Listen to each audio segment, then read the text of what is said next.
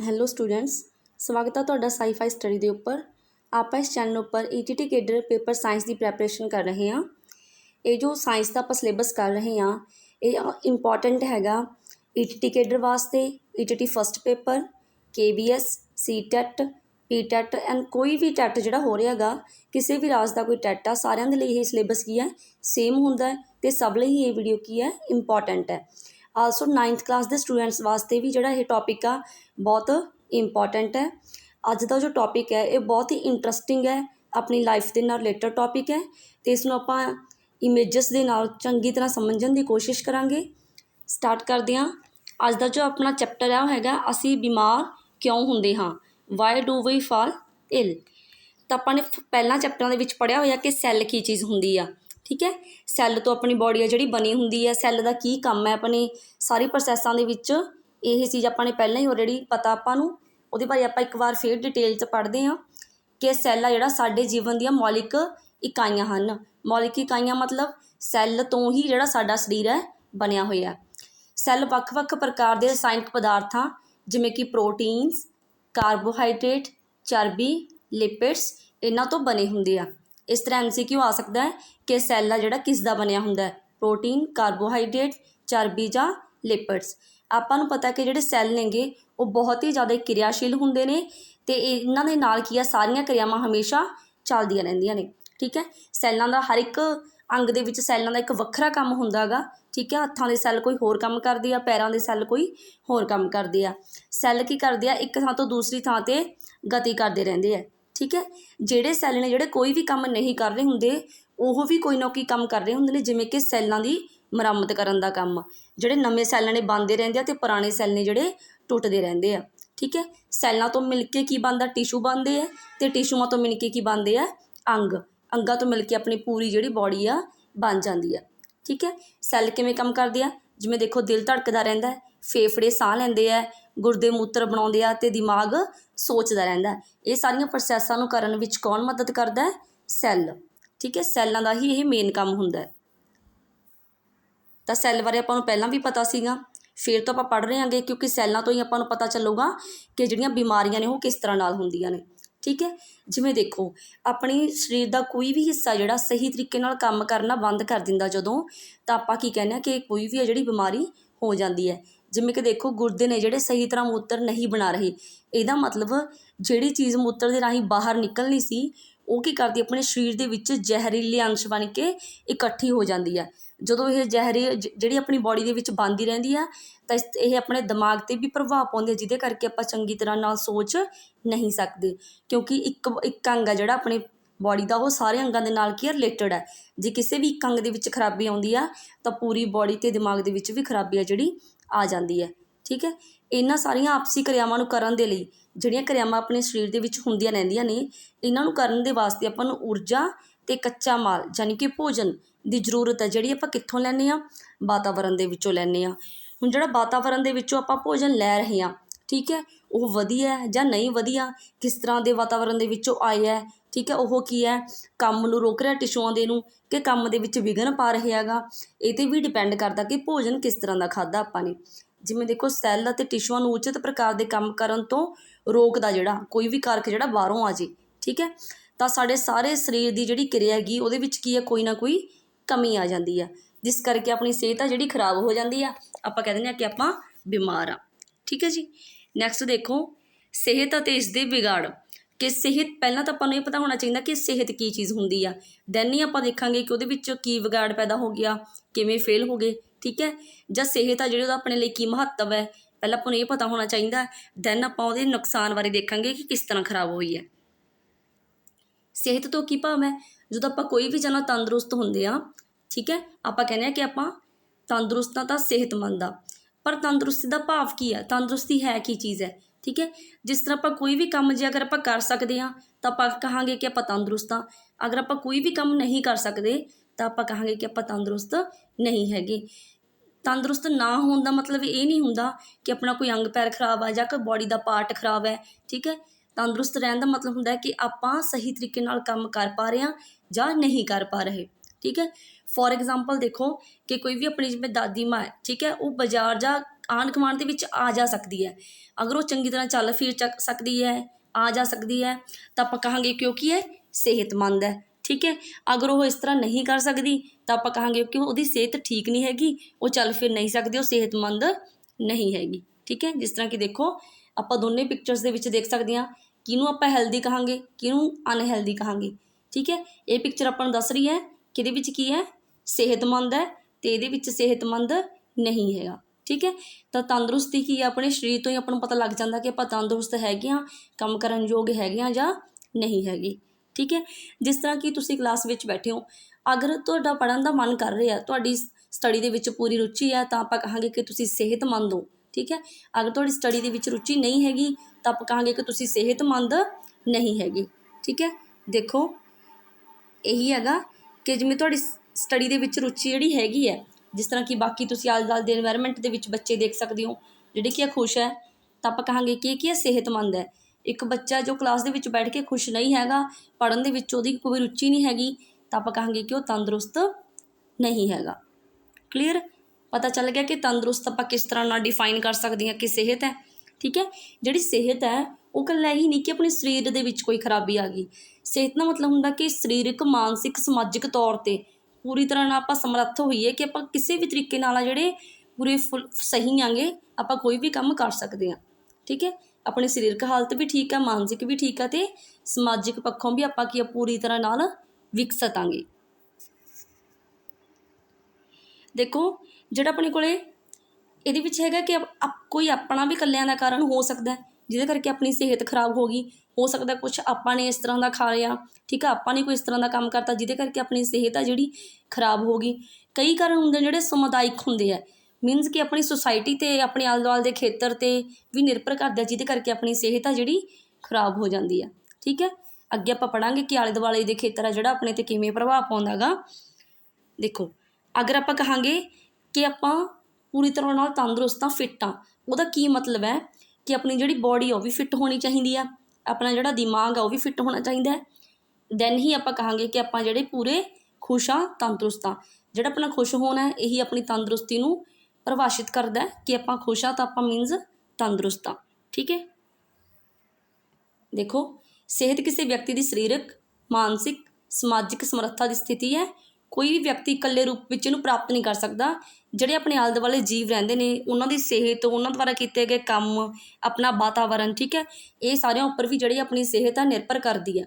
ਮੰਨ ਲਓ ਕਿ ਕਿਤੇ ਕੋਈ ਚੱਕਰਵਾਤ ਆ ਗਿਆ, ਠੀਕ ਹੈ, ਕੋਈ ਤੂਫਾਨ ਆ ਗਿਆ, ਹਨੇਰੀ ਆ ਗਈ, ਚੱਕਰਵਾਤ ਆ ਗਏ, ਤਾਂ ਉੱਥੇ ਦੇ ਹਾਲਾਤ ਨੇ ਜਿਹੜੇ ਉਹ ਇਸ ਤਰ੍ਹਾਂ ਦੇ ਹੋ ਜਾਣਗੇ ਕਿ ਉਹਨਾਂ ਦੇ ਵਿੱਚ ਜਿਵੇਂ ਪਾਣੀ ਦਾ ਖੜਨਾ, ਠੀਕ ਹੈ, ਬਿਲਡਿੰਗਾਂ ਦਾ ਟੁੱਟਣਾ, ਜਿਹਦੇ ਕਰਕੇ ਬਹੁਤ ਸਾਰੇ ਵਾਇਰਸ ਵਗੈਰਾ, ਬੈਕਟੀਰੀਆ ਵਗੈਰਾ ਪੈਦਾ ਹੋ ਜਾਣਗੇ, ਜਿਹੜੇ ਆਪਣੀ ਸਿਹਤ ਨੂੰ ਕੀ ਆ, ਪ੍ਰਭਾਵਿਤ ਕਰਨਗੇ। ਠੀਕ ਹੈ। ਇਸ ਤਰ੍ਹਾਂ ਕੋਈ ਵੀ ਜਿਹੜੀ ਆਲੇ ਦੁਆਲੇ ਦੇ ਇਨਵਾਇਰਮੈਂਟ ਦਾ ਕੋਈ ਵੀ ਕਾਰਨ ਹੋ ਸਕਦਾ ਹੈ ਜਿਹੜੀ ਆਪਣੀ ਸਿਹਤ ਨੂੰ ਕੀ ਹੈ, ਖਰਾਬ ਕਰ ਸਕਦਾ ਹੈ। ਦੇਖੋ ਜਿਸ ਤਰ੍ਹਾਂ ਕਿ ਇੱਥੇ ਡਿਸਟਰਕਸ਼ਨ ਹੋਇਆ, ਦੇਖੋ ਸਾਈਕਲੋਨ ਆਏ ਆ, ਚੱਕਰਵਾਤ ਆਏ, ਘਰ ਟੁੱਟ ਗਏ, ਠੀਕ ਹੈ, ਤਹਿਸ ਨਹਿਸ ਹੋ ਗਿਆ, ਤਾਂ ਇਹ ਜਿਹੜਾ ਸਾਰਾ ਵਾਤਾਵਰਨ ਬਣ ਗਿਆ ਆਪਣੇ ਆਲੇ ਦੁਆਲੇ, ਉਹ ਕਿਹਦਾ ਕਾਰਨ ਬਣੂਗਾ? ਬਿਮਾਰੀਆਂ ਦੇ ਫੈਲਣ ਦਾ ਇੱਕ ਵੱਡਾ ਕਾਰਨ ਬਣੂਗਾ। ਠੀਕ ਹੈ। ਕਿਉਂਕਿ ਜਿਹੜਾ ਮਨੁੱਖ ਹੈ ਸਮਾਜ ਵਿੱਚ ਰਹਿੰਦਾ, ਤਾਂ ਸਮਾਜਿਕ ਵਾਤਾਵਰਨ, ਆਪਣਾ ਆਲਾ ਦੁਆਲਾ, ਠੀਕ ਹੈ, ਇਹ ਸਭ ਤੋਂ ਜ਼ਿਆਦਾ ਇਫੈਕਟ ਕਰਦਾ ਆਪਣੇ ਉੱਪਰ। ਜਿਵੇਂ ਕਿ ਆਪਾਂ ਪਿੰਡਾਂ ਦੇ ਵਿੱਚ, ਕਈ ਲੋਕ ਸ਼ਹਿਰਾਂ ਜਾਂ ਕਸਬਿਆਂ ਦੇ ਵਿੱਚ ਰਹਿੰਦੇ ਆ, ਤਾਂ ਅਲੱਗ-ਅਲੱਗ ਥਾਵਾਂ ਦਾ ਜਿਹੜਾ ਭੌਤਿਕ ਵਾਤਾਵਰਨ ਹੈ, ਕਈ ਜਗ੍ਹਾ 'ਤੇ ਸਫਾਈ ਬਹੁਤ ਜ਼ਿਆਦਾ ਹੁੰਦੀ ਹੈ, ਕਈ ਸ਼ਹਿਰਾਂ ਦੇ ਵਿੱਚ ਸਫਾਈ ਬਹੁਤ ਜ਼ਿਆਦਾ ਹੁੰਦੀ ਹੈ, ਕਈ ਜਗ੍ਹਾਵਾਂ ਦੇ ਵਿੱਚ ਆਪਾਂ ਦੇਖਦੇ ਹਾਂ ਕਿ ਸਫਾਈ ਬਹੁਤ ਘੱਟ ਹੁੰਦੀ ਹੈ, ਜਿਹਦੇ ਕਰਕੇ ਬਿਮਾਰੀਆਂ ਕਿਨੇ ਜ਼ਿਆਦਾ ਫੈਲਦੀਆਂ ਨੇ। ਤਾਂ ਵਾਤਾਵਰਨ ਦੇ ਵਿੱਚ ਸਮਾਜਿਕ ਵਾਤਾਵਰਨ ਦੁਆਰਾ ਹੀ ਨਿਰਧਾਰਿਤ ਕੀਤਾ ਜਾਂਦਾ ਕਿ ਆਪਣੀ ਜਿਹੜੀ ਸਿਹਤ ਹੈ ਕਿਸ ਤਰ੍ਹਾਂ ਦੀ ਹੋਊਗੀ। ਦੇਖੋ ਜੇਕਰ ਆਪਾਂ ਗਲੀਆਂ ਦੇ ਵਿੱਚ ਕੂੜਾ ਕਰਕਟ ਸੁੱਟਦੇ ਹਾਂ, ਠੀਕ ਹੈ, ਖੁੱਲ੍ਹੀਆਂ ਥਾਵਾਂ 'ਤੇ ਪਾਣੀ ਖੜ੍ਹਾ ਹੈ, ਕੂੜਾ ਕਰਕਟ ਪਿਆ ਹੈ, ਤਾਂ ਉੱਥੇ ਸੰਭਾਵਨਾ ਵੱਧ ਜਾਂਦੀ ਹੈ ਕਿ ਆਪਾਂ ਜਿਹੜੇ ਬਿਮਾਰ ਆ ਜ਼ਿਆਦਾ ਹੋਵਾਂਗੇ। ਉਸ ਏਰੀਏ ਦੇ ਲੋਕ ਜ਼ਿਆਦਾ ਬਿਮਾਰ ਹੋਣਗੇ ਜਿੱਥੇ ਕੀ ਹੈ ਸਫਾਈ ਘੱਟ ਹੋਊਗੀ। ਠੀਕ ਹੈ। ਕਿਉਂਕਿ ਉੱਥੇ ਇਸ ਤਰ੍ਹਾਂ ਦੇਖੋ, ਜਿਸ ਤਰ੍ਹਾਂ ਆਪਾਂ ਕੂੜਾ ਕਰਕਟ ਫੈਲਾਵਾਂਗੇ, ਆਪਣੇ ਆਲੇ ਦੁਆਲੇ ਸਫਾਈ ਨਹੀਂ ਰੱਖਾਂਗੇ, ਤਾਂ ਆਪਣੀ ਸਿਹਤ ਸੁਭਾਵਿਕ ਹੀ ਹੈ ਕਿ ਜਿਹੜੀ ਖਰਾਬ ਹੋਊਗੀ। ਕਿਉਂਕਿ ਇੱਥੇ ਬਹੁਤ ਸਾਰੇ ਬੈਕਟੀਰੀਆ, ਫੰਗੀ ਵਗੈਰਾ, ਉੱਲੀਆਂ ਵਗੈਰਾ, ਜਿਹੜੇ ਜੀਵਾਣੂ ਪੈਦਾ ਹੋ ਜਾਂਦੇ ਆ, ਜਿਹੜੇ ਆਪਣੀਆਂ ਬਿਮਾਰੀਆਂ ਦਾ ਵੱਡਾ ਕਾਰਨ ਬਣਦੇ ਆ। ਜਿਸ ਤਰ੍ਹਾਂ ਕਿ ਆਪਾਂ ਹੁਣ ਦੇਖਿਆ ਸੀ ਕਰੋਨਾ ਵਾਇਰਸ ਦੇ ਟਾਈਮ ਵੀ ਆਪਾਂ ਨੂੰ ਸਫਾਈ ਰੱਖਣ ਲਈ ਕਿਹਾ ਗਿਆ ਸੀਗਾ, ਠੀਕ ਹੈ, ਤਾਂ ਜੋ ਜਿਹੜਾ ਵਾਇਰਸ ਆ ਉਹ ਸਪਰੈਡ ਨਾ ਕਰੇ, ਫੈਲੇ ਨਾ। ਦੂਸਰਾ ਕੀ ਕਾਰਨ ਹੈ ਕਿ ਸਿਹਤਮੰਦ ਰਹਿਣ ਦੇ ਲਈ ਆਪਾਂ ਨੂੰ ਚੰਗੇ ਭੋਜਨ ਦੀ ਬਹੁਤ ਜ਼ਿਆਦਾ ਜ਼ਰੂਰਤ ਹੈ। ਠੀਕ ਹੈ। ਅਗਰ ਆਪਣਾ ਭੋਜਨ ਚੰਗਾ ਹੋਊਗਾ, ਆਪਾਂ ਚੰਗਾ ਖਾਵਾਂਗੇ, ਪੀਵਾਂਗੇ, ਸਾਫ਼ ਅਤੇ ਸ਼ੁੱਧ ਖਾਵਾਂਗੇ ਤਾਂ ਆਪਾਂ ਤੰਦਰੁਸਤ ਰਹਾਂਗੇ, ਠੀਕ ਹੈ। ਸਿਹਤਮੰਦ ਰਹਾਂਗੇ ਤਾਂ ਆਪਾਂ ਖੁਸ਼ ਰਹਾਂਗੇ। ਖੁਸ਼ ਰਹਿਣਾ ਵੀ ਸਿਹਤਮੰਦ ਹੋਣ ਦਾ ਇੱਕ ਵੱਡਾ ਕਾਰਨ ਹੈ। ਅਗਰ ਆਪਾਂ ਚੰਗੀ ਡਾਈਟ ਲੈ ਰਹੇ ਹਾਂ, ਚੰਗਾ ਖਾਣਾ ਪੀਣਾ ਆਪਣਾ, ਚੰਗਾ ਵਾਤਾਵਰਨ ਹੈ, ਪਰ ਆਪਾਂ ਮੈਂਟਲੀ ਮਾਨਸਿਕ ਤੌਰ 'ਤੇ ਖੁਸ਼ ਨਹੀਂ ਹੈਗੇ, ਤਾਂ ਆਪਾਂ ਕਦੇ ਵੀ ਸਿਹਤਮੰਦ ਨਹੀਂ ਹੋ ਸਕਦੇ। ਕਿਉਂਕਿ ਆਪਾਂ ਫਾਲਤੂ ਦੇ ਵਿਚਾਰਾਂ ਨੂੰ ਸੋਚਦੇ ਰਹਿੰਦੇ ਹਾਂ, ਟੈਨਸ਼ਨ ਲੈਂਦੇ ਹਾਂ, ਜਿਹਦੇ ਕਰਕੇ ਆਪਾਂ ਕੀ ਹੈ ਮਾਨਸਿਕ ਤੌਰ 'ਤੇ ਬਿਮਾਰ ਹੋ ਜਾਂਦੇ ਹਾਂ, ਠੀਕ ਹੈ। ਫਿਰ ਆਪਾਂ ਜਿੰਨਾ ਵੀ ਚੰਗਾ ਡਾਈਟ ਲਈ ਜਾਈਏ, ਭੋਜਨ ਖਾਈ ਜਾਈਏ, ਆਪਣੀ ਜਿਹੜੀ ਸਿਹਤ ਆ ਉਹ ਚੰਗੀ ਨਹੀਂ ਰਹਿੰਦੀ। ਦੇਖੋ ਚੰਗੀ ਸਿਹਤ ਲਈ ਆਪਾਂ ਕਿਸ ਤਰ੍ਹਾਂ ਆਪਾਂ ਖੁਸ਼ ਹੋ ਜਾਂਦੇ ਹਾਂ ਅਗਰ ਆਪਾਂ ਚੰਗੀਆਂ ਚੀਜ਼ਾਂ ਖਾਂਦੇ ਹਾਂ। ਤੁਸੀਂ ਇਹ ਆਪਣਾ ਐਕਸਪੈਰੀਮੈਂਟ ਕਰ ਸਕਦੇ ਹੋ, ਉਹਨੂੰ ਫੀਲ ਕਰ ਸਕਦੇ ਹੋ ਕਿ ਅਗਰ ਤੁਸੀਂ ਕੋਈ ਵੀ ਫਰੂਟ ਜਾਂ ਵੈਜੀਟੇਬਲ, ਮਿਲਕ ਵਗੈਰਾ ਇਹ ਜਿਹੜੀਆਂ ਚੀਜ਼ਾਂ ਖਾ ਰਹੇ ਹੋਗੇ ਤਾਂ ਤੁਸੀਂ ਦੇਖੋਗੇ ਕਿ ਤੁਸੀਂ ਪੂਰੇ ਦਿਨ ਐਕਟਿਵ ਰਹੋਗੇ, ਤੰਦਰੁਸਤ ਰਹੋਗੇ। ਪਰ ਅਗਰ ਤੁਸੀਂ ਸਾਰੇ ਫਾਸਟ ਫੂਡ ਵਗੈਰਾ ਖਾ ਰਹੇ ਹੋ ਤਾਂ ਤੁਸੀਂ ਦੇਖੋਗੇ ਤੁਹਾਡੇ ਸਰੀਰ ਦੇ ਵਿੱਚ ਜਿਹੜੀ ਲੇਜ਼ੀਨੈਸ ਆ ਜਾਊਗੀ, ਠੀਕ ਹੈ। ਬਹੁਤ ਸੁਸਤਾਪਨ ਆ ਜਾਊਗਾ ਤੁਹਾਡੇ ਦੇ ਵਿੱਚ, ਅਤੇ ਬਿਮਾਰੀਆਂ ਬਹੁਤ ਜਲਦੀ ਕੈਚ ਕਰਨਗੀਆਂ। ਪੇਟ ਦਰਦ ਦੀਆਂ, ਸਿਰ ਦਰਦ ਦੀਆਂ ਬਿਮਾਰੀਆਂ ਨੇ ਜਿਹੜੀਆਂ ਬਹੁਤ ਜ਼ਿਆਦਾ ਹੋਣਗੀਆਂ, ਠੀਕ ਹੈ। ਤਾਂ ਆਪਣੇ ਭੋਜਨ 'ਤੇ ਵੀ ਨਿਰਭਰ ਕਰਦਾ ਕਿ ਆਪਾਂ ਤੰਦਰੁਸਤ ਰਹਿ ਸਕਦੇ ਹਾਂ ਜਾਂ ਤੰਦਰੁਸਤ ਨਹੀਂ ਰਹਿ ਸਕਦੇ। ਹੁਣ ਆਪਾਂ ਦੇਖਦੇ ਹਾਂ ਕਿ ਸਿਹਤਮੰਦ ਅਤੇ ਰੋਗ ਮੁਕਤ। ਦੇਖੋ ਸਿਹਤਮੰਦ ਹੋਣਾ ਅਤੇ ਰੋਗ ਮੁਕਤ ਹੋਣਾ ਦੋ ਅਲੱਗ-ਅਲੱਗ ਗੱਲਾਂ ਨੇ। ਆਪਾਂ ਇਹ ਨਹੀਂ ਕਹਿ ਸਕਦੇ ਕਿ ਜੇ ਕਿਸੇ ਨੂੰ ਕੋਈ ਵੀ ਬਿਮਾਰੀ ਨਹੀਂ, ਕੋਈ ਰੋਗ ਨਹੀਂ ਤਾਂ ਉਹ ਸਿਹਤਮੰਦ ਹੈ। ਮੈਂ ਤੁਹਾਨੂੰ ਪਹਿਲਾਂ ਹੀ ਦੱਸਿਆ ਕਿ ਹੋ ਸਕਦਾ ਕਿਸੇ ਨੂੰ ਕੋਈ ਵੀ ਬਿਮਾਰੀ ਨਾ ਹੋਵੇ ਪਰ ਉਹ ਬੰਦਾ ਮਾਨਸਿਕ ਤੌਰ 'ਤੇ ਸਹੀ ਨਹੀਂ ਹੈਗਾ, ਖੁਸ਼ ਨਹੀਂ ਹੈਗਾ, ਇਹਦਾ ਮਤਲਬ ਉਹ ਸਿਹਤਮੰਦ ਨਹੀਂ ਹੈਗਾ, ਠੀਕ ਹੈ। ਦੇਖੋ ਸਿਹਤ ਦਾ ਮਤਲਬ ਕੀ ਹੈ ਵੀ ਆਪਾਂ ਰੋਗ ਤੋਂ ਮੁਕਤ ਹਾਂ। ਜੇ ਕਿ ਸਿਹਤ ਦਾ ਮਤਲਬ ਹੈਗਾ ਵੀ ਆਪਾਂ ਰੋਗ ਤੋਂ ਮੁਕਤ ਹਾਂ, ਦੈਨ ਫਿਰ ਰੋਗ ਦਾ ਕੀ ਮਤਲਬ ਹੋਊਗਾ। ਦੇਖੋ ਰੋਗ ਹੈ ਜਿਹੜਾ ਉਹਨੂੰ ਆਪਾਂ ਡਿਸੀਜ਼ ਕਹਿੰਦੇ ਹਾਂ। ਡਿਸੀਜ਼ ਕਿਸ ਤੋਂ ਬਣਿਆ ਕਿ ਡਾਈਸ ਪਲੱਸ ਈਜ਼। ਈਜ਼ ਹੈਗਾ ਆਰਾਮ, ਠੀਕ ਹੈ, ਰੈਸਟ, ਆਰਾਮ ਕਹਿ ਸਕਦੇ ਆਪਾਂ, ਸਕੂਨ ਵਾਲਾ ਕਹਿ ਸਕਦੇ ਹਾਂ। ਪਰ ਡਿਸ ਮਤਲਬ ਕਿ ਬੇਰਾਮਾ, ਠੀਕ ਹੈ, ਕਿ ਆਪਾਂ ਆਰਾਮ ਹੈਗਾ ਪਰ ਆਪਾਂ ਨੂੰ ਬੇਚੈਨੀ ਵਾਲਾ, ਠੀਕ ਹੈ। ਆਪਣੇ ਕੋਲ ਸਭ ਕੁਛ ਹੈ ਪਰ ਆਪਾਂ ਬੇਚੈਨ ਆ। ਆਰਾਮ ਕਰ ਸਕਦੇ ਹਾਂ ਪਰ ਬੇਚੈਨੀ ਦੇ ਨਾਲ ਕਰ ਸਕਦੇ ਹਾਂ, ਠੀਕ ਹੈ। ਬੇਰਾਮੀ ਕਹਿ ਸਕਦੇ ਹਾਂ, ਅਸੁਵਿਧਾਜਨਕ ਕਹਿ ਸਕਦੇ ਹਾਂ। ਇਹਨਾਂ ਦਾ ਮਤਲਬ ਹੈ ਕਿ ਆਪਾਂ ਠੀਕ ਹਾਂ, ਸਭ ਕੁਛ ਆਪਣੇ ਕੋਲ ਹੈ ਪਰ ਆਪਾਂ ਖੁਸ਼ ਨਹੀਂ ਹਾਂ, ਜਿਸ ਕਰਕੇ ਆਪਾਂ ਤੰਦਰੁਸਤ ਨਹੀਂ ਹਾਂ, ਠੀਕ ਹੈ। ਇਹਨਾਂ ਸ਼ਬਦਾਂ ਦੀ ਵਰਤੋਂ ਆਪਾਂ ਜਿਹੜੀ ਬਹੁਤ ਸੀਮਿਤ ਕਰਦੇ ਹਾਂ ਵੀ ਮੈਨੂੰ ਬੇਰਾਮੀ ਹੋ ਰਹੀ ਹੈ ਜਾਂ ਅਸੁਵਿਧਾਜਨਕ ਮਹਿਸੂਸ ਹੋ ਰਿਹਾ ਮੈਨੂੰ। ਜਿਵੇਂ ਕਿ ਦੇਖੋ ਇਸ ਤਰ੍ਹਾਂ ਨਾਲ ਕਿਹੜੀ ਕਿਹੜੀ ਚੀਜ਼ ਕਰਕੇ ਹੋ ਸਕਦਾ ਕਿ ਆਪਾਂ ਨੂੰ ਬਹੁਤ ਸਾਰੀ ਤਰ੍ਹਾਂ ਦੀਆਂ ਬਿਮਾਰੀਆਂ ਨੇ ਜਿਹੜੀਆਂ ਹੋ ਸਕਦੀਆਂ ਨੇ। ਹੋ ਸਕਦਾ ਆਪਾਂ ਥੱਕ ਗਏ ਜਿਸ ਕਰਕੇ ਆਪਾਂ ਨੂੰ ਬਿਮਾਰ ਲੱਗ ਰਿਹਾ, ਆਪਾਂ ਨੂੰ ਕੋਈ ਜੌਂਡੀਅਸ ਹੋ ਗਿਆ, ਵੇਟ ਲੋਸ ਹੋ ਗਿਆ, ਬਲੀਡਿੰਗ ਨੋਜ਼ ਵਗੈਰਾ, ਵੋਮਿਟਿੰਗਸ ਹੋ ਰਹੀਆਂ ਨੇ, ਪੇਟ ਦਰਦ ਹੋ ਰਿਹਾ, ਠੀਕ ਹੈ। ਇਸ ਤਰ੍ਹਾਂ ਦੀ ਕੋਈ ਵੀ ਬਿਮਾਰੀ ਹੈ ਜਿਹੜੀ ਉਹ ਕੀ ਆਪਣੇ ਸਿਹਤਮੰਦ ਨਾ ਹੋਣ ਦਾ ਵੱਡਾ ਕਾਰਨ ਹੋ ਸਕਦੀ ਹੈ। ਹੁਣ ਦੇਖੋ ਆਪਾਂ ਨੂੰ ਇਹ ਤਾਂ ਪਤਾ ਚੱਲ ਗਿਆ ਕਿ ਬਿਨਾਂ ਕਿਸੇ ਖਾਸ ਰੋਗ ਦੇ ਵੀ ਆਪਾਂ ਮਾੜੀ ਸਿਹਤ ਵਾਲੇ ਹੋ ਸਕਦੇ ਹਾਂ। ਵੀ ਮੰਨ ਲਓ ਕੋਈ ਆਪਾਂ ਨੂੰ ਖਾਸ ਰੋਗ ਨਹੀਂ ਹੈਗਾ ਪਰ ਫਿਰ ਵੀ ਆਪਾਂ ਸਿਹਤਮੰਦ ਨਹੀਂ ਹੈਗੇ, ਠੀਕ ਹੈ। ਕਿਉਂਕਿ ਰੋਗ ਦਾ ਨਾ ਹੋਣਾ ਹੀ ਸਿਹਤਮੰਦ ਨਹੀਂ ਹੈਗਾ। ਹੋਰ ਵੀ ਬਹੁਤ ਸਾਰੀਆਂ ਚੀਜ਼ਾਂ ਨੇ ਜਿਹੜੀਆਂ ਸਿਹਤਮੰਦ ਹੋਣ ਲਈ ਜ਼ਰੂਰੀ ਨੇ, ਠੀਕ ਹੈ। ਹੁਣ ਆਪਾਂ ਕਿਵੇਂ ਦੇਖਾਂਗੇ ਕਿ ਆਪਾਂ ਨੂੰ ਕੋਈ ਬਿਮਾਰੀ ਹੋ ਗਈ, ਕਿਸ ਤਰ੍ਹਾਂ ਆਪਾਂ ਉਹਦੇ ਲੱਛਣਾਂ ਨੂੰ ਦੇਖਾਂਗੇ ਜਾਂ ਆਪਾਂ ਨੂੰ ਪਤਾ ਚੱਲ ਜਾਊਗਾ ਕਿ ਆਪਾਂ ਕਿਸੇ ਬਿਮਾਰੀ ਦਾ ਸ਼ਿਕਾਰ ਹੋ ਗਏ ਹਾਂ ਕਿਉਂਕਿ ਆਪਣੀ ਸਿਹਤ ਆ ਜਿਹੜੀ ਖਰਾਬ ਹੋ ਚੁੱਕੀ ਹੈਗੀ। ਦੇਖੋ ਕਿਸ ਤਰ੍ਹਾਂ ਪਤਾ ਲੱਗਦਾ ਕਿ ਆਪਾਂ ਨੂੰ ਕੋਈ ਰੋਗ ਹੋ ਗਿਆ, ਠੀਕ ਹੈ। ਆਪਣੇ ਸਰੀਰ ਦੇ ਵਿੱਚ ਦੇਖੋ ਆਪਾਂ ਨੂੰ ਪਤਾ ਹੈ ਕਿ ਬਹੁਤ ਸਾਰੇ ਤਰ੍ਹਾਂ ਦੇ ਜਿਹੜੇ ਟਿਸ਼ੂ ਨੇ, ਟਿਸ਼ੂ ਕਿਤੋਂ ਮਿਲ ਕੇ ਬਣੇ ਸੀਗੇ, ਸੈੱਲਾਂ ਤੋਂ ਮਿਲ ਕੇ ਬਣੇ ਸੀ। ਤਾਂ ਟਿਸ਼ੂਆਂ ਤੋਂ ਮਿਲ ਕੇ ਕੀ ਬਣਦੇ ਨੇ, ਅੰਗ ਪ੍ਰਣਾਲੀਆਂ, ਆਪਣੇ ਅੰਗ ਬਣਦੇ ਆ, ਠੀਕ ਹੈ। ਸਾਰੀਆਂ ਹੀ ਜਿਹੜੀਆਂ ਅੰਗ ਪ੍ਰਣਾਲੀਆਂ ਨੇ, ਸਾਰੇ ਅੰਗ ਨੇ ਉਹ ਸਰੀਰ ਦੇ ਸਾਰੇ ਕੰਮਾਂ ਨੂੰ ਕਰਨ ਵਿੱਚ ਮਦਦ ਕਰਦੇ ਆ, ਠੀਕ ਹੈ। ਹਰੇਕ ਅੰਗ ਪ੍ਰਣਾਲੀ ਦਾ ਆਪਦਾ ਇੱਕ ਕੰਮ ਹੈ, ਠੀਕ ਹੈ। ਜਿਸ ਤਰ੍ਹਾਂ ਹੱਥਾਂ ਦੀ ਜਿਹੜੇ ਅੰਗ ਪ੍ਰਣਾਲੀ ਹੱਥ ਨੇਗੇ ਉਹ ਕੁਛ ਅਲੱਗ ਕੰਮ ਕਰਨਗੇ, ਦਿਲ ਦਾ ਅਲੱਗ ਕੰਮ ਹੈ, ਠੀਕ ਹੈ, ਗੁਰਦਿਆਂ ਦਾ ਇੱਕ ਅਲੱਗ ਕੰਮ ਹੈਗਾ। ਇਸ ਤਰ੍ਹਾਂ ਨਾਲ ਸਾਰੇ ਹੀ ਜਿਹੜੇ ਅੰਗ ਪ੍ਰਣਾਲੀ ਦੇ ਹਿੱਸੇ ਨੇਗੇ ਉਹ ਆਪਣਾ ਆਪਣਾ ਕੰਮ ਕਰਦੇ ਆ। ਜਿਸ ਤਰ੍ਹਾਂ ਕਿ ਮੈਦਾ ਜਿਹੜਾ ਪਾਚਨ ਕਿਰਿਆ ਦੇ ਵਿੱਚ ਸਹਾਇਤਾ ਕਰਦਾ, ਠੀਕ ਹੈ। ਖਾਧੇ ਹੋਏ ਭੋਜਨ ਨੂੰ ਪਚਾਉਣ ਵਿੱਚ ਕੰਮ ਕਰਦੇ ਨੇ। ਅੰਤੜੀਆਂ ਵੀ ਇਹਦੇ ਵਿੱਚ ਹੈਲਪ ਕਰਦੀਆਂ ਨੇ। ਪੇਸ਼ੀਆਂ ਅਤੇ ਹੱਡੀਆਂ ਤੋਂ ਬਣੀ ਹੋਈ ਪੇਸ਼ੀ ਹੈ ਜਿਹੜੀ ਆਪਣੇ ਸਰੀਰ ਨੂੰ ਜੋੜ ਕੇ ਰੱਖਦੀ ਹੈ, ਠੀਕ ਹੈ। ਸਰੀਰ ਦੇ ਅੰਗ ਨੇ ਜਿਹੜੇ ਉਹਨਾਂ ਦੇ ਵਿੱਚ ਹਿਲਜੁਲ ਪੈਦਾ ਕਰਦੀ ਹੈ। ਅਗਰ ਕੋਈ ਵੀ ਆਪਾਂ ਨੂੰ ਰੋਗ ਹੋ ਗਿਆ, ਕਿਸੇ ਵੀ ਇੱਕ ਪ੍ਰਣਾਲੀ ਦੇ ਵਿੱਚ ਕੋਈ ਵੀ ਖਰਾਬੀ ਹੋ ਗਈ, ਠੀਕ ਹੈ, ਤਾਂ ਆਪਣੀ ਬਿਮਾਰੀ ਦੇ ਜਿਹੜੇ ਲੱਛਣ ਨੇ ਉਹ ਉੱਭਰਨ ਲੱਗ ਜਾਣਗੇ। ਪਤਾ ਚੱਲਣ ਲੱਗ ਜਾਊ ਆਪਾਂ ਨੂੰ ਕਿ ਆਪਣੀ ਸਿਹਤ ਆ ਜਿਹੜੀ ਖਰਾਬ ਹੋ ਗਈ। ਮੰਨ ਲਓ ਆਪਣਾ ਸਿਰ ਦਰਦ ਹੋਣ ਲੱਗ ਗਿਆ, ਖਾਂਸੀ ਹੋ ਗਈ, ਦਸਤ ਹੋ ਗਏ, ਜ਼ਖਮਾਂ ਦੇ ਵਿੱਚੋਂ ਕੋਈ ਚੀਜ਼ ਦਾ ਰਿਸਾਵ ਹੋ ਰਿਹਾ ਹੈਗਾ, ਠੀਕ ਹੈ, ਤਾਂ ਆਪਾਂ ਨੂੰ ਪਤਾ ਚੱਲ ਜਾਊਗਾ ਕਿ ਆਪਾਂ ਠੀਕ ਨਹੀਂ, ਤੰਦਰੁਸਤ ਨਹੀਂ ਹੈਗੇ, ਕੋਈ ਨਾ ਕੋਈ ਜਿਹੜੀ ਬਿਮਾਰੀ ਆਪਾਂ ਨੂੰ ਹੋ ਗਈ। ਪਰ ਆਪਾਂ ਨੂੰ ਇਹ ਨਹੀਂ ਪਤਾ ਚੱਲਣਾ ਕਿ ਬਿਮਾਰੀ ਦਾ ਕਾਰਨ ਕੀ ਸੀ, ਬਿਮਾਰੀ ਹੋਈ ਕਿਉਂ। ਆਪਾਂ ਸਿਰਫ ਇਹ ਐਸਟੀਮੇਟ ਕਰ ਸਕਦੇ ਹਾਂ ਕਿ ਆਪਾਂ ਨੂੰ ਇਹ ਬਿਮਾਰੀ ਹੋ ਗਈ। ਦੈਨ ਆਪਾਂ ਨੂੰ ਚੈੱਕਅਪ ਕਰਵਾ ਕੇ, ਠੀਕ ਹੈ, ਡਾਕਟਰ ਕੋਲ ਜਾ ਕੇ ਹੀ ਪਤਾ ਚੱਲੂਗਾ ਕਿ ਅਸਲ ਬਿਮਾਰੀ ਦਾ ਕਾਰਨ ਕੀ ਸੀਗਾ। ਜਿਸ ਤਰ੍ਹਾਂ ਦੇਖੋ ਕਿ ਸਿਰ ਦਰਦ ਹੋਣ ਲੱਗ ਗਿਆ ਆਪਣੇ ਕੋਲੇ। ਹੁਣ ਸਿਰ ਦਰਦ ਹੋਣ ਦੇ ਕਈ ਸਾਰੇ ਕਾਰਨ ਹੋ ਸਕਦੇ ਆ। ਹੋ ਸਕਦਾ ਕਿ ਆਪਾਂ ਕਿਸੇ ਪੇਪਰ ਦੇ ਡਰ ਮਹਿਸੂਸ ਕਰ ਰਹੇ ਸੀ, ਜਿਸ ਕਰਕੇ ਆਪਣਾ ਸਿਰ ਦਰਦ ਹੋ ਰਿਹਾ ਸੀ, ਆਪਾਂ ਨੇ ਟੈਨਸ਼ਨ ਲੈ ਲਈ। ਹੋ ਸਕਦਾ ਕਿਸੇ ਹੋਰ ਕੰਮ ਦੀ ਕੋਈ ਜ਼ਰੂਰੀ ਕੰਮ ਸੀ ਜਿਹੜਾ ਆਪਣੇ ਤੋਂ ਨਹੀਂ ਹੋਇਆ, ਆਪਾਂ ਨੇ ਉਹਦੀ ਟੈਨਸ਼ਨ ਲੈ ਲਈ, ਠੀਕ ਹੈ, ਜਿਹਦੇ ਕਰਕੇ ਦਿਮਾਗ ਦੀਆਂ ਜਿਹੜੀਆਂ ਨਾੜੀਆਂ ਨੇ ਉਹਨਾਂ ਦੇ ਵਿੱਚ ਕੀ ਸੋਜ ਹੋ ਜਾਂਦੀ ਹੈ, ਠੀਕ ਹੈ। ਸੋਜ ਹੋਣ ਕਰਕੇ ਕੀ ਹੈ, ਸਿਰ ਦਰਦ ਹੋਣ ਲੱਗ ਗਿਆ, ਅਤੇ ਉਸੇ ਸਿਰ ਦਰਦ ਕਰਕੇ ਹੋਰ ਬਹੁਤ ਸਾਰੀਆਂ ਨਵੀਆਂ ਬਿਮਾਰੀਆਂ ਨੇ ਜਿਹੜੀਆਂ ਆਪਾਂ ਨੂੰ ਲੱਗ ਸਕਦੀਆਂ ਨੇ, ਜਿਹਨੂੰ ਆਪਾਂ ਕਹਿੰਦੇ ਹਾਂ ਝਿੱਲੀਆਂ ਦੀ ਸੋਜ ਜਾਂ ਮੈਂਟਿੰਗਸ। ਦੇਖੋ ਇਹਦੇ ਕੀ ਕਾਰਨ ਹੋ ਸਕਦੇ ਆ। ਹੋ ਸਕਦਾ ਕਿ ਸਿਰ ਦਰਦ ਕਰਕੇ ਆਪਾਂ ਨੂੰ ਬੁਖਾਰ ਹੋ ਜੇ, ਆਪਾਂ ਨੂੰ ਨੀਂਦ ਨਾ ਆਵੇ, ਸਿਰ ਦਰਦ ਕਰੇ, ਠੀਕ ਹੈ। ਆਪਾਂ ਨੂੰ ਕੀ ਹੈਗਾ, ਧੁੱਪ ਤੋਂ ਘਬਰਾਹਟ ਹੋਵੇ, ਜੇ ਆਪਾਂ ਕਹਿੰਦੇ ਲਾਈਟ ਤੋਂ ਘਬਰਾਹਟ ਹੋਵੇ, ਠੀਕ ਹੈ। ਆਪਾਂ ਨੂੰ ਉਲਟੀਆਂ ਲੱਗ ਜਾਣ, ਜੁਆਇੰਟਸ ਪੇਨ, ਆਪਣੇ ਗੋਡਿਆਂ ਵਗੈਰਾ ਦੇ ਵਿੱਚ ਦਰਦ ਹੋਵੇ, ਜਾਂ ਆਪਣੇ ਰੈਸ਼ਸ ਪੈ ਜਾਣ, ਜਿਸ ਤਰ੍ਹਾਂ ਕੀ ਹੈ ਵੀ ਚਮੜੀ ਦੇ ਉੱਪਰ ਕੀ ਦਾਗ ਪੈ ਗਏ ਆਪਣੇ, ਠੀਕ ਹੈ। ਇਸ ਤਰ੍ਹਾਂ ਦੀਆਂ ਜਿਹੜੀਆਂ ਬਿਮਾਰੀਆਂ ਨੇ ਆਪਾਂ ਨੂੰ ਹੋ ਜਾਂਦੀਆਂ ਨੇ। ਇਹ ਸਾਰੇ ਕਿੱਥੋਂ ਹੋਏ ਸੀ, ਸਿਰ ਦਰਦ ਤੋਂ ਹੋਏ ਸੀ। ਪਰ ਇਹਨਾਂ ਦਾ ਮੇਨ ਕਾਰਨ ਹੈ ਜਿਹੜਾ ਸਿਰ ਦਰਦ ਨਹੀਂ ਸੀ, ਆਪਾਂ ਨੂੰ ਮੇਨ ਕਾਰਨ ਨਹੀਂ ਪਤਾ ਲੱਗਿਆ।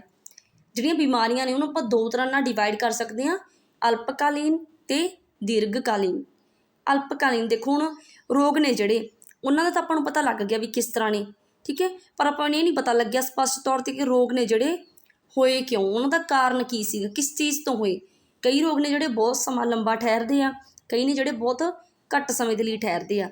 ਤਾਂ ਜਿਹੜੇ ਰੋਗ ਨੇ ਜਿਹੜੇ ਬਹੁਤ ਘੱਟ ਟਾਈਮ ਦੇ ਲਈ ਠਹਿਰਦੇ ਆ ਉਹਨਾਂ ਨੂੰ ਕਹਿੰਦੇ ਆਪਾਂ ਐਕਿਊਟ ਡਿਸੀਜ਼ਿਸ, ਯਾਨੀ ਕਿ ਅਲਪਕਾਲੀਨ ਰੋਗ, ਜਿਹੜੇ ਬਹੁਤ ਥੋੜ੍ਹੇ ਸਮੇਂ ਲਈ ਹੁੰਦੇ ਆ। ਜਿਸ ਤਰ੍ਹਾਂ ਕਿ ਆਪਣਾ ਸਿਰ ਦਰਦ ਕਰਨ ਲੱਗ ਜੇ, ਠੀਕ ਹੈ, ਅਗਰ ਤਾਂ ਉਹ 1-2 ਦਿਨਾਂ ਲਈ ਕਰ ਰਹੇ ਆ ਦੈਨ ਆਪਾਂ ਕਹਾਂਗੇ ਅਲਪਕਾਲੀਨ ਹੈ। ਅਗਰ ਆਪਣਾ ਸਿਰ ਦਰਦ ਹਟ ਹੀ ਨਹੀਂ ਰਿਹਾ, 6 ਮਹੀਨੇ 7 ਮਹੀਨੇ ਸਾਲ ਲੰਘ ਗਿਆ, ਦੈਨ ਆਪਾਂ ਕਹਾਂਗੇ ਉਹ ਕੀ ਹੈ, ਦੀਰਘਕਾਲੀਨ ਹੈ, ਠੀਕ ਹੈ। ਜਿਸ ਤਰ੍ਹਾਂ ਆਪਣਾ ਬੁਖਾਰ ਹੋ ਗਿਆ, ਜ਼ੁਕਾਮ ਹੋ ਗਿਆ, ਇਹ ਜਿਹੜੀਆਂ ਬਿਮਾਰੀਆਂ ਆਪਾਂ ਨੂੰ ਨੋਰਮਲ ਹੁੰਦੀਆਂ ਰਹਿੰਦੀਆਂ ਨੇ ਉਹਨੂੰ ਆਪਾਂ ਕਹਿੰਦੇ ਹਾਂ ਐਕਿਊਟ ਡਿਸੀਜ਼ਿਸ, ਅਲਪਕਾਲੀਨ ਰੋਗ, ਠੀਕ ਹੈ ਜੀ। ਦੇਖੋ ਇੱਥੋਂ ਤੁਸੀਂ ਦੇਖ ਸਕਦੇ ਹੋ ਅਲਪਕਾਲੀਨ ਰੋਗ ਕਿ ਆਪਾਂ ਨੂੰ ਪੇਟ ਦਰਦ ਕਰਨ ਲੱਗ ਗਿਆ, ਸਿਰ ਦਰਦ ਕਰਨ ਲੱਗਿਆ, ਜਿਹੜਾ ਕਿ ਬਹੁਤ ਥੋੜ੍ਹੇ ਸਮੇਂ ਲਈ ਆ। ਪਰ ਜਿਹੜੀਆਂ ਦੀਰਘਕਾਲੀਨ ਨੇਗੀਆਂ ਕਰੋਨਿਕ, ਕਿ ਆਪਣੇ ਕਿਸੇ ਬੋਡੀ ਫੰਕਸ਼ਨ ਦੇ ਵਿੱਚ ਕੋਈ ਖਰਾਬੀ ਪੈ ਗਈ, ਲੀਵਰ ਖਰਾਬ ਹੋ ਗਿਆ, ਆਪਣੇ ਹਾਰਟ ਦੇ ਵਿੱਚ ਕੋਈ ਪ੍ਰੋਬਲਮ ਆ ਗਈ, ਤਾਂ ਜਿਹੜੀ ਬਿਮਾਰੀਆਂ ਨੇ ਲੰਬਾ ਸਮਾਂ ਚੱਲਦੀਆਂ ਨੇ, ਠੀਕ ਹੈ। ਜਿਹੜੀਆਂ ਬਿਮਾਰੀਆਂ ਲੰਬਾ ਸਮਾਂ ਚੱਲਦੀਆਂ ਨੇ ਉਹਨਾਂ ਨੂੰ ਆਪਾਂ ਕਹਿੰਦੇ ਹਾਂ ਦੀਰਘਕਾਲੀਨ ਰੋਗ। ਜਿਵੇਂ ਕਿ ਇਹਦੇ ਐਗਜ਼ਾਮਪਲ ਹੈ ਐਲੀਫੈਂਟਿਸਿਸ, ਠੀਕ ਹੈ। ਇਹ ਐਗਜ਼ਾਮਪਲ ਆ ਸਕਦੇ। ਇਹਦੇ ਵਿੱਚ ਕੀ ਹੁੰਦਾ ਹੈ, ਆਪਣੇ ਹੱਥ ਪੈਰ ਨੇ ਜਿਹੜੇ ਫੁੱਲਣ ਲੱਗ ਜਾਂਦੇ ਆ, ਸੁੱਜਣ ਲੱਗ ਜਾਂਦੇ ਆ।